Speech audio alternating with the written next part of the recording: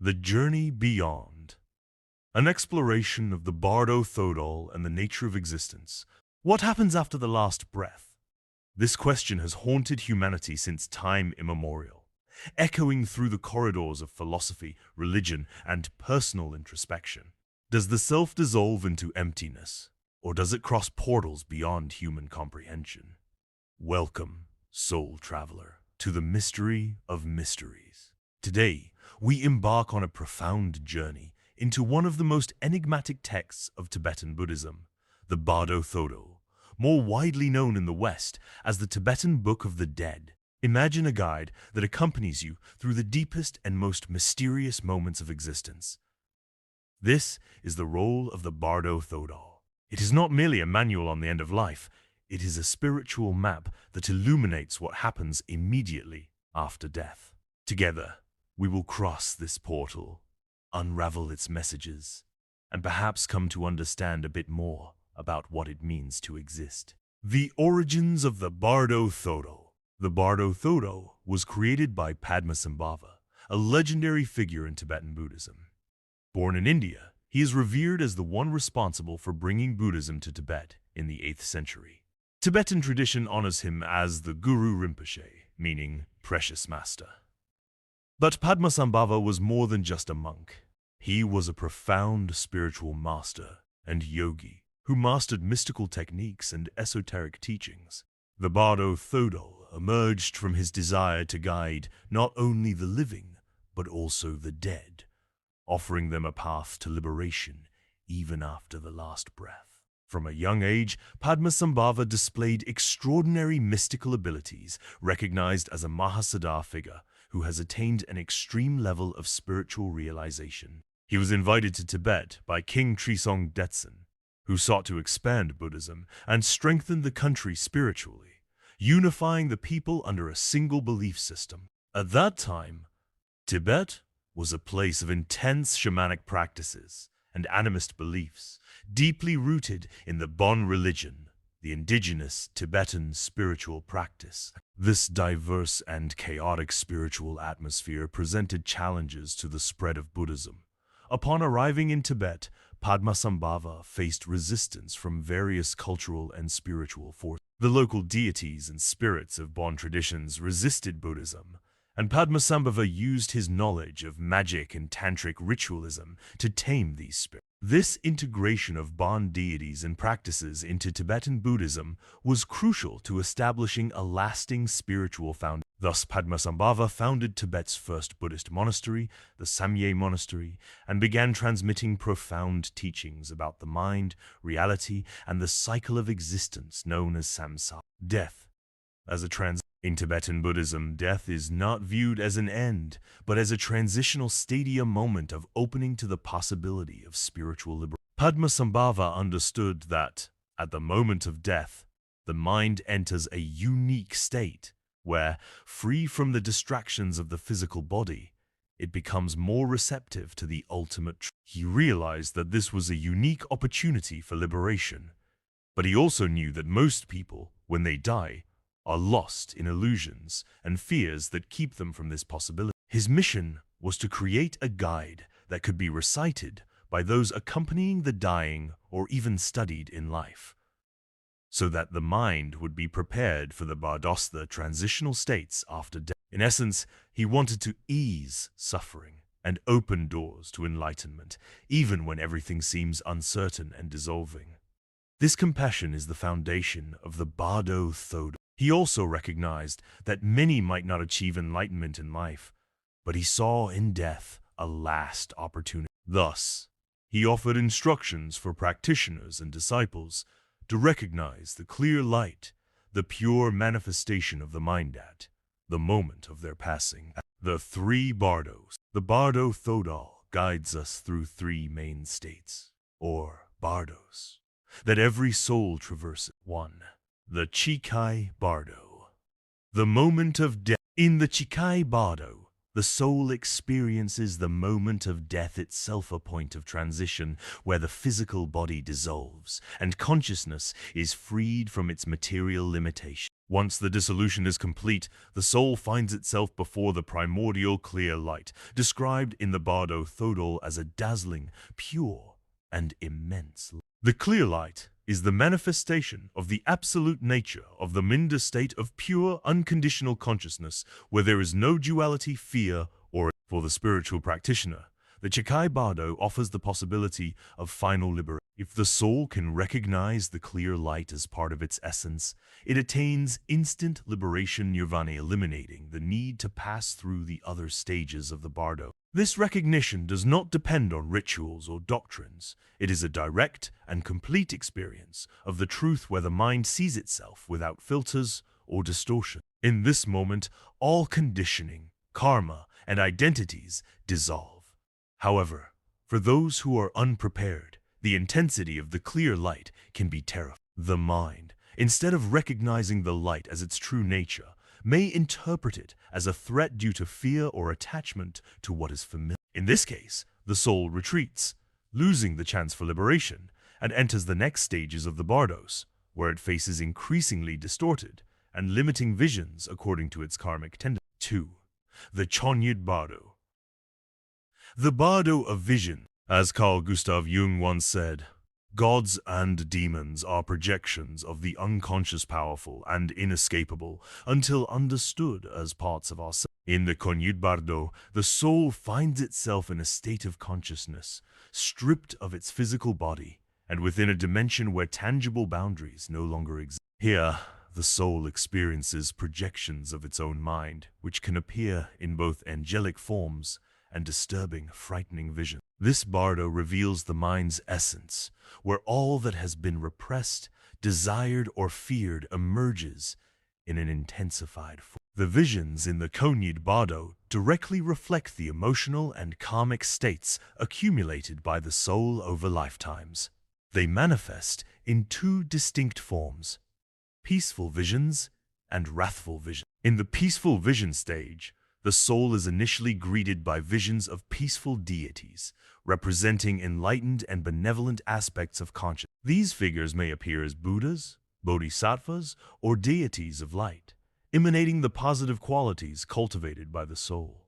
The peaceful visions possess a serene presence and offer a sense of. However, for the unprepared mind, these visions may be overwhelming or incomprehensible, leading the soul to retreat and doubt the reality of this experience. In the wrathful vision stage, if the soul does not recognize the peaceful, essential nature of the initial visions, it is gradually confronted by more intense visions known as the wrathful deity. These figures are manifestations of anger, fear, and repressed desires, taking on monstrous and unsettling. Importantly, these wrathful deities are not external or malevolent entities, but expressions of the mind itself, reflecting the passions and attachments that still bind the soul to the cycle of suffering. The Chonyid Bardo is described as a state where the mind is free from physical limitations. It is a pure state of psychic manifestation, where everything is amplified. The visions that arise resemble dreams, but unlike ordinary dreams, they carry a striking clarity and vividness. This occurs because the mind, now free from the body, experiences its internal energies in an unfiltered way. Everything that was repressed and accumulated emerges with an almost tangible intensity. These visions are considered opportunities for learning and enlightenment, as each one represents an aspect of the self that needs integration or transcendence. Those who maintain full awareness during this Bardo can perceive that all these visions, good and bad, peaceful and wrathful, are mere creations of the mind. The recognition of this truth enables the soul to dissolve fear and attain liberation. At this stage, the Bardo Thodol advises the soul to focus on the clear light, the primordial essence of the mind, described as a vast and pure radiance. Recognizing the clear light is the key to total liberation, as it represents the innate nature of all beings. It is the sun amidst the clouds of visions, the light that remains unchanged despite all mental. However, recognizing the clear light is not easy for the common mind. For most beings, the visions are so real and filled with personal meaning that it becomes challenging to see beyond. For this reason, The Bardo Thodol suggests that spiritual practitioners train in life to detach from illusions and contemplate the nature of the. With such practice, even when faced with the intense visions of the Chonyad Bardo, they will be able to maintain their focus on the clear light and find peace. Fear and attachment are the greatest barriers to liberation. The visions in their intensity can provoke deep fear, especially the wrathful deities, which represent untamed aspects of the psyche. This fear creates a sense of separation, preventing the soul from recognizing the visions as parts of itself. The soul may desire to flee from these visions, or, out of attachment, fixate on some of them, especially the peaceful visions, which keeps it bound to the cycle of samsara. To overcome this cycle, the soul must recognize the visions as empty of their own reality. In Tibetan Buddhism, this concept is known as shunyata, or emptiness. The mind that recalls emptiness during the Chonyad Bardo can observe all visions but remains unattached, understanding them as mere temporary expressions of its own nature. The experience of the Chonyad Bardo, therefore, is not a punishment or purposeless suffering, but a phase of revelation where the soul confronts the mirror of its own mind. It is a test that distinguishes those ready for liberation from those who still require rebirth to deepen their learning. 3. The Sidpa Bardo, rebirth. In the Sidpa Bardo, the final stage, the soul faces a crucial moment, the choice of its next body, determined by the accumulated energy of all actions, thoughts, and intentions, what we call karma. It is as if the entire previous journey has led to this point, where what we carry within determines our next destination.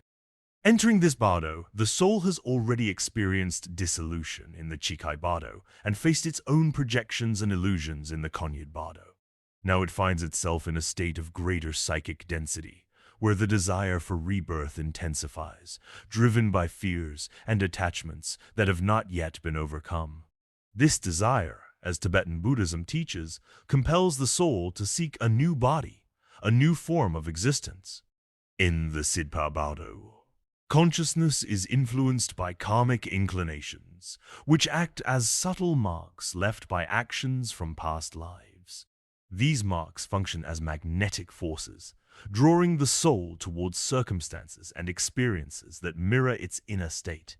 If, for example, the soul carries a great deal of fear, that fear might guide it toward a rebirth where it will face those same emotions. Similarly, intense desires and uncontrolled emotions create a vortex of energy that shapes the kind of life the soul will encounter in the next cycle. During the Sidpa Bardo, the soul experiences a series of visions associated with the rebirth process. These visions often include images of couples in union, a metaphor for the creation of new life. Here, the soul is called to choose a new body, unconsciously guided by emotional tendencies and karmic impulses. In many descriptions, the Bardo Thodol suggests that upon seeing these images, the soul should maintain a state of detachment and lucidity. Only then can it avoid being blindly driven into an undesirable rebirth.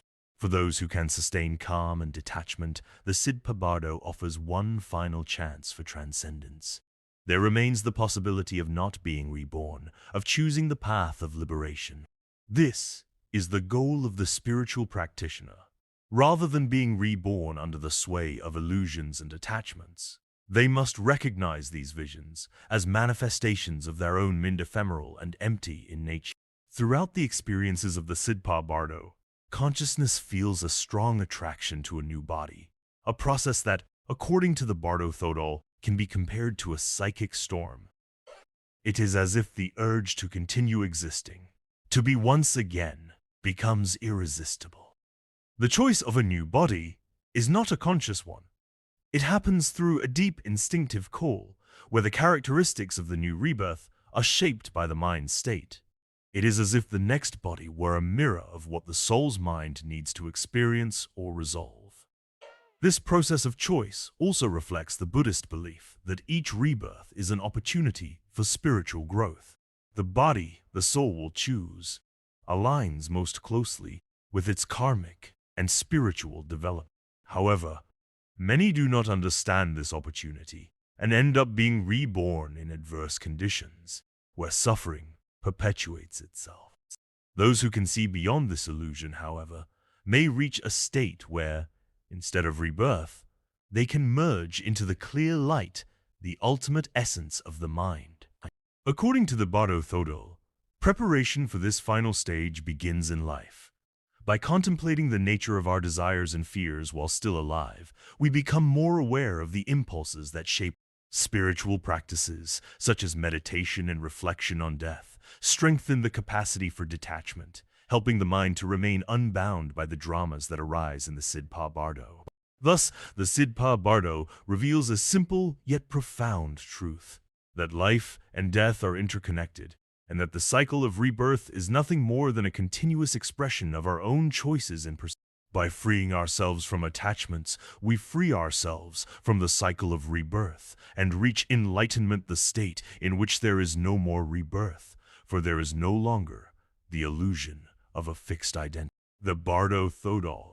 As a tool for self, the Bardo Thodol is not just a religious text or a compendium of esoteric beliefs. It is a tool for self-knowledge, a mirror for our mind, and a map for our. It teaches us that death is the great full stop of the human story, but it is also the portal to new beginning. As Ram Dass once said, when you die, there is only one question that matters. How much did you love? Are we ready for the final journey? Are we prepared to let go of everything we believe we are? Perhaps by contemplating these teachings, we can not only prepare for death, but also learn to truly live, embracing the teachings of the Bardo Thodol. The teachings of the Bardo Thodol encourage us to cultivate awareness and mindfulness throughout our lives. By engaging in practices that promote self-reflection and understanding, we can begin to unravel the layers of our identity and the attachments that bind us. This journey of self-discovery is not merely an intellectual exercise. It is a profound exploration of our inner landscape, where we confront our fears, desires, and the very nature of our. In the face of death, many people experience a profound awakening. The realization that life is transient can inspire a deeper appreciation for the present moment. The Bardo Thodol teaches us that every moment is an opportunity for growth and transformation. By recognizing the impermanence of life, we can learn to cherish our experiences and relationships, fostering a sense of gratitude and compassion. The role of compassion in the Bardo experience. Compassion plays a vital role in the teachings of the Bardo Thodol. Padmasambhava's intention in creating this guide was to alleviate suffering, not only for the dying, but also for those who are. By cultivating compassion, we can create a supportive environment for ourselves and others as we navigate the complexities of life. And in the context of the Bardos, compassion becomes a guiding light. When we approach the experiences of the Chikai, Konyid, and Sidpa Bardos with an open heart, we can help ourselves and others recognize the inherent wisdom within the. Compassion allows us to see beyond the illusions of fear and attachment, enabling us to embrace the clear light of our true nature. Preparation for the journey through the Bardos begins long before the moment of death. The Bardo Thodol emphasizes the importance of spiritual practice in life. Engaging in meditation, mindfulness, and self-inquiry can help us cultivate the awareness needed to navigate the Bardos with clarity, and practices, such as loving-kindness meditation, can enhance our capacity for compassion, both towards ourselves and others. By fostering a sense of interconnectedness, we can dissolve the barriers that separate us from the experiences of others, allowing us to approach the Bardos with empathy and understanding. The legacy of the Bardo Thodol. The Bardo Thodol has transcended its origins in Tibetan Buddhism to become a source of inspiration for individuals seeking to understand the nature of existence. Its teachings resonate with those from various spiritual traditions, inviting us to explore the mysteries of life and death. As we delve into the wisdom of the Bardo Thodol, we are reminded that our journey does not end with death. Instead, it is a continuation of our exploration of consciousness and the nature of reality. The Bardos serve as a reminder that we are not merely passive observers of our lives, we are active participants in the unfolding of our destiny. Conclusion. A call to explore the unknown. In conclusion, the Bardo Thodol invites us to embrace the unknown with courage and curiosity. It challenges us to confront our fears and attachments, guiding us towards a deeper understanding of ourselves and the nature of existence. As we reflect on the teachings of this profound text, we are encouraged to live fully, love deeply, and prepare for the inevitable journey that awaits us. Let us carry the wisdom of the Bardo Thodol into our lives, using it as a compass to navigate the complexities of. By doing so, we can transform our understanding of life and death, ultimately leading us to a place of liberation and enlightenment. As we embark on this journey together, may we find solace in the knowledge that we are not alone and that the mysteries of existence are waiting to be explored. Thank you for joining me on this exploration of the Bardo Thodol and the nature of existence.